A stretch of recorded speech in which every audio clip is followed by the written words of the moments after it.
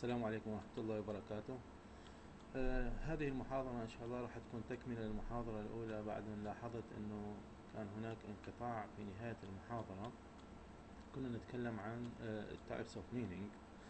So the types of meanings, as I said to you, we have the three types of meaning according to our study in fourth year in translation department. So we have the three types, the sentence meaning, the utterance meaning, and the speaker's meaning, the writer's meaning, and the hearer's meaning, the reader's meaning in the same time. So as I said to you, if we have, for example, a sentence in this way, we can say the sentence meaning, and if we have an utterance in this way, we say the utterance meaning. If we have a speaker in this way, we say the speaker's meaning, and the oral form, if we have the written form, we say the writer's meaning, and finally we have the hearer's meaning, which is also in the oral form. If it is in the oral form, then we say the hearer's meaning, but if it is in the written form, we say the reader's meaning. So how many meanings do we have? We have three types of meaning. So if we take this example, I think I mentioned that example in video number one, which is about the person who did a mistake. We talked about the employee who made a mistake, an employee and the boss, the relationship between the employee and the boss, and how the boss said something to the employee and he meant something else. So the employee made a mistake, then the boss said to him, "You have done a great job, man. You have done a great job, man." This is in its form, this kind of sentences means praising. If you look at this sentence according to its form, it means praising, but in fact the person who said that, the boss, he did not mean to praise the worker or the employee. The opposite is true. He wanted to blame the person who did the mistake. So instead of saying to that person something, directly blaming that person, using bad words with that person, he resorted, the boss, to something else, to something more polite, to something more euphemistic. In this way, he said to him, "You have done a great job, man." But here we have what? We have a speaker. And if it is written, it would be, we have what? A writer. So in spoken language, we have an utterance. The utterance is highly affected by the context in which the utterance is used. So here, the hearer of the utterance has to have an idea that the person who is talking to him is blaming him, not praising him. According to what? According to some extra linguistic features. These extra linguistic features represented by the facial expressions, by the hand movement, by the tone of voice and the color of voice. For example, if he goes in red, the person who is talking, the boss. And this way, the hearer or the worker, as I said to you, has to know that the person who is addressing him, he wants to blame him, not to praise him. This is a kind of speech act. In fact, in semantics, we have something which is called speech acts. This speech act, which is in its form as if it is praising, but it is in fact not a praising speech act, but it is a blaming speech act. But it depends on what? The person who receives. It depends on the addressee, whether he can understand the nature of that speech act or not. If he can understand the nature of that speech act, in this way, the receiver will know that the person who is addressing him is blaming him. And by the way, the speech acts also are affected by the cultural differences. In our culture, for example, we use such a thing. We blame and with the way of praising. But do you think that all cultures have the same thing? Do you think that all cultures they use blaming in another way, for example, in the way of praising? Maybe. So, according to this, we have three types of meanings. By the way, a sentence, before going to the types of meaning, a sentence it is straightforward meaning. It has straightforward meaning because it does not have those extra linguistic features like the facial expressions, the movement of hand, the movement even of head or something like that, the tone of voice. You cannot see them in the written form. Maybe the writer uses uh, uh, the um, the intonation. He may use the for example the accents or something like that in order to refer to the mood of the speaker. But in the utterances, they are used highly. I mean, these meanings. So one sentence can be expressed by different types of utterances. For example, one sentence can be a praise, can be blaming, and so on. So it depends on the speaker and how the speaker expresses it. So let us go to the types of meaning. We have the first type of meaning, which is the sentence meaning. The sentence meaning means the straightforward meaning, the direct meaning of the stretch of linguistics. So a sentence meaning can be defined like this. It is the meaning conveyed by the sentence as neutrally stands. كما هي كما أنزلت. That is to say, the surface structure is telling us about the meaning. We don't have a deep structure. We just look at the surface structure of the sentence and we have to predict the meaning from the words only, from the surface structure without going behind the surface structure, without relating it to the speaker's intention and the speaker's context. So it is out of context, it's out of what? Even the intentionality of the speaker. If we consider the intentionality of the speaker and consider the context, it is something else. We will shift then to the pragmatics. Another type of meaning, which is the speaker's meaning. Here, the speaker's meaning or the writer's meaning, let us say, the speaker's meaning means what? The intended meaning. What the speaker wants to say. What the speaker wants to say to the hearer or to the addressee. What the writer wants to write to what? To the reader. Or what he wants to convey of meaning. So the speaker's meaning, it is the intended meaning. You have to know the intentionality of the speaker. You have to know what the speaker wants to say to you. So it is the meaning intended by the speaker.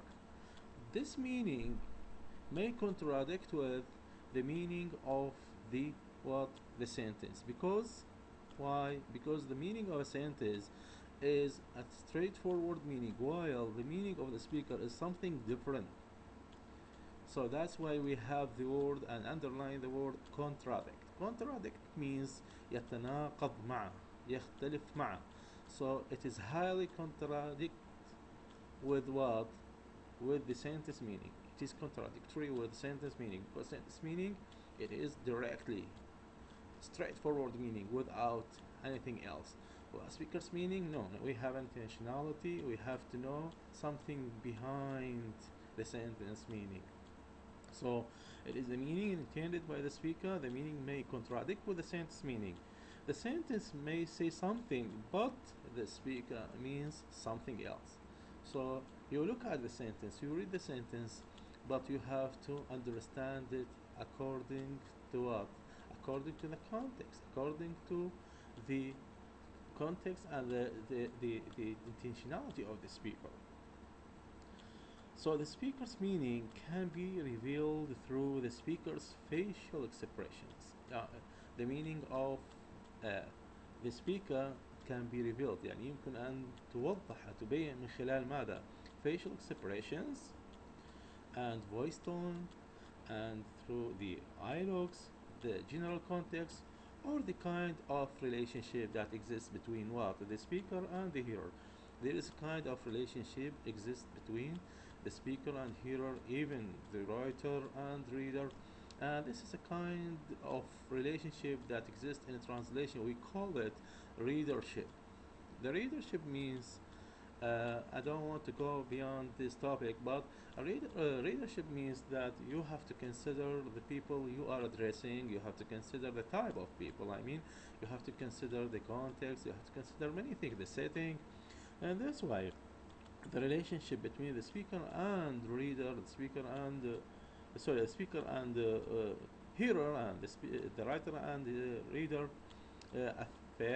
highly affects the meaning of a sentence or a meaning of a speaker. Some of all of these factors combine together to help the hearer to determine the speaker's meaning. So these factors, I mean the facial expression, tone of voice, and the other things, all of them work together in order to affect the speaker's meaning and to let the hearer understand it as the speaker's wants.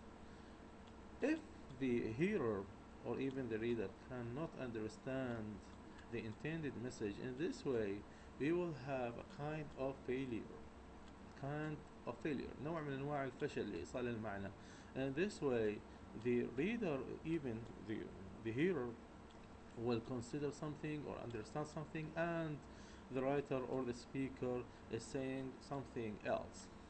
And this, by the way, depends on the hearers, depends on the readers. Not all people have the same uh, mind structure, the same cognitive structure. Not all the people are the same in understanding things. If I give you, uh, for example, if I say we are watching an episode in TV, and we heard as a family or we heard as friends a sentence uttered by the actor. So, not all the people watching the episode will understand equally the same or according to the same level. For example, one of the people who hears the sentence or the utterance uttered by the actor may understand it in a way different from the way that I understand it, and the other person may understand it in a different way. That's why people say, what did you understand from what he said? In this way, ماذا فهمت من كلامه؟ لماذا نقول ماذا فهمت من كلامه؟ نسأل أصدقائنا في بعض الأحيان عندما نسمع شخص يتحدث نقول ما فهمت من كلامه. So this means that I understand and you understand, but we are not understanding on the same level. Every person understands it according to his linguistic knowledge, according to his prediction, and according to his linguistic tuition.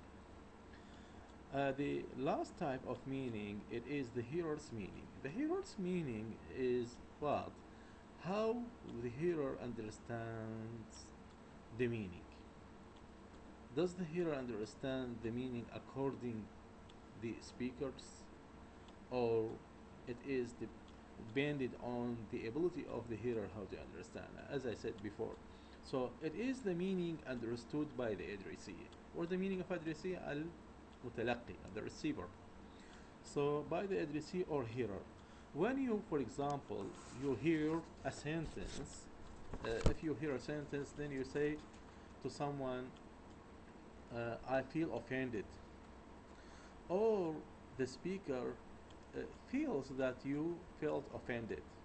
يعني حسيت انه انت زعلت من كلام الشخص هذا اللي يتكلم معك. Why then? Why you felt offended?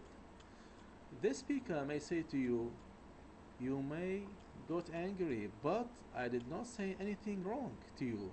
Or the speaker may say to you, why have you got angry? Why have you got angry? يسألك سؤال يقول لك ليش زعلت? Why have you got angry? I haven't mean it. I haven't mean it. أنا لم أقصد ذلك. I have not mean what you have understood. يعني أنا ما قصدت الشيء اللي أنت افتهمته. I have not meant I have not meant what you have understood. So in this way, the speaker wanted to say something and you understood something else. The speaker wanted to say something and you understood something else. And this is the problem. So there must be a kind of a mutual understanding between the speaker and the hearer. This proves that the hearer may get meaning different from the speaker's meaning, while the speaker may mean praising and the hearer may understand it like what? Blaming. Or the speaker may mean fun while the hearer understands like what? Seriousness. In this way, there must be a mutual understanding between hearer and speaker, or vice versa. يعني بعض الأحيان أنه المتحدث يقصد شيء والمستمع يقصد شيء، يفتهم شيء، أو المتحدث يقصد شيء آخر والمستمع يقصد شيء آخر. And in this way, the previous section example, as I said to you, the example of the worker and the boss explains in a very clear way what I said to you here. So the final thing I would like to say is that a sentence or utterance has three meanings in it. The first meaning is what? The sentence meaning, then the speaker's meaning, then the hearer's meaning. If it is understood literally by the speaker and the hearer, in this way it has a sentence meaning. يعني إذا كان المتحدث يقصد الشيء الحرفي بشكل حرفي والمتلقي يفهمها بشكل حرفي, so it goes like that. He says something literally, then the hearer understands it like that also literally, and it goes, it's okay. But sometimes a sentence and the same sentence is said with some kind of intentionality while the hearer understands something else. In this way, there is a difference between understanding and the intentionality, and this is what the speaker's meaning. Finally, there will be what? There will be a difference between the hearer and the speaker. The hearer understands something else and the speaker wants to say something else, and here we depend on the hearer, and the meaning is different also according to the hearer. So three types of meaning again: sentence meaning, the direct meaning, straightforward meaning, and the speaker's meaning, that meaning that depends on what? The speaker, and the last meaning, the meaning that depends on the reader. Thank you very much for listening. We will meet inshallah in the next lecture talking about meaning and information. This is Mr. Essam with you.